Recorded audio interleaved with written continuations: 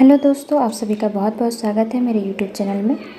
वट सावित्री व्रत की एक कथा पढ़ने से पति को लंबी उम्र और समृद्धशाली जीवन प्राप्त होने की मान्यता है। तो चलिए कथा हम स्टार्ट करते हैं।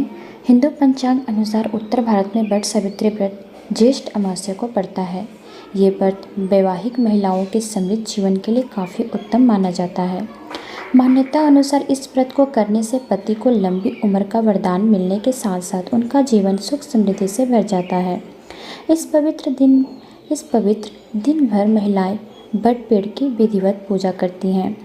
इस बार यह व्रत 30 मई को रखा जा रहा है, लेकिन एक चीज़ ऐसी है जिसके बिना यह व्रत अधूरा माना जाता है, वो है इस व्रत की पावन कथा। कथा जो है इस प्रकार से है। वट सावित्री व्रत की कथा पौराणिक मान्यताओं के अनुसार महर्षि अश्वपति की एक ही संतान थी, जिनका नाम सावित्री था। सावित्री बेहद रूपवान थी। योग्य वर न मिलने की वजह से उनके पिता दुखी रहते थे। उन्होंने अपनी कन्या सावित्री को स्वयं वर तलाशने के लिए भेजा। सावित्री तपोवन में भटकने लगी।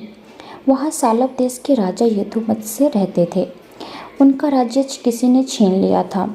उन्हीं के पुत्र सत्यवान को सावित्री ने पति के रूप में चुना। ऋषिराज नारद को जब सावित्री और सत्यवान के विवाह का पता चला तो वो राजा अश्वपति के पास पहुँचे और कहा, हे राजन, ये क्या कर रहे हैं आप? जिस सत्यवान को आपकी बेटी ने वर के रूप में चुना है, उसकी आयु बहुत छोटी है। 1 वर्ष बाद ही उसकी मृत्यु हो जाएगी। नारद जी की बात सुनकर अश्वपति परेशान हो गए। सावित्री ने पिता की परेशानी का कारण पूछा।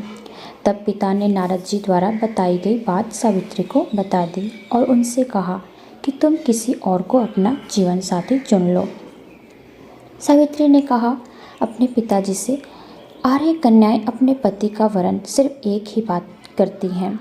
राजा एक बार ही आज्ञा देता है और पंडित एक बार ही प्रतिज्ञा करते हैं और कन्यादान भी एक बार ही होता है। सावित्री बोली, मैं सत्यवान से ही विवाह करूंगी। पुत्री की बात मानकर राजा अश्वपति ने उनका विवाह सत्यवान से कर दिया। सावित्री ससुराल पहुंचकर अपने पति और सास ससुर की सेवा करने लगी। इस तरह से समय बीतता चला गया और जैसे जैसे सत्यवान के मृत्यु का समय करीब आने लगा, वैसे ही सावित्री अधीर होने लगी। उन्होंने 3 दिन पहले से ही उपवास शुरू कर दिया। नारद मुनि द्वारा बताई गई तिथि पर पितरों का पूजा किया। हर दिन की तरह सत्यवान उस दिन भी जंगल में लकड़ियाँ काटने चले गए। तभी अचानक से उनके सिर में तेज दर्द होने लगा। सावित्री अपना भविष्य समझ गई।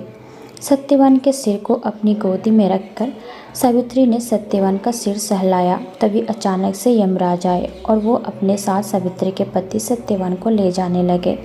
सावित्री भी उनके पीछे पीछे लग गई। यमराज ने सावित्री को बहुत समझाया, लेकिन सावित्री नहीं मानी। सावित्री की निष्ठा को देखकर यमराज सावित्री पर प्रसन्न हुए और उन्होंने कहा कि हे देवी, तुम धन्य हो, मुझसे कोई वरदान मांगो। सावित्री ने कहा कि मेरे सास ससुर बनवासी और अंधे हैं, उन्हें आँखों की रोशनी प्रदान करें।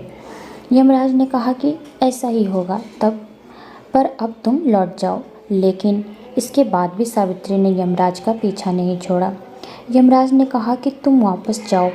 इस पर सावित्री जी ने बोला कि मुझे मेरे पति के पीछे पीछे चलने में कोई परेशानी नहीं है।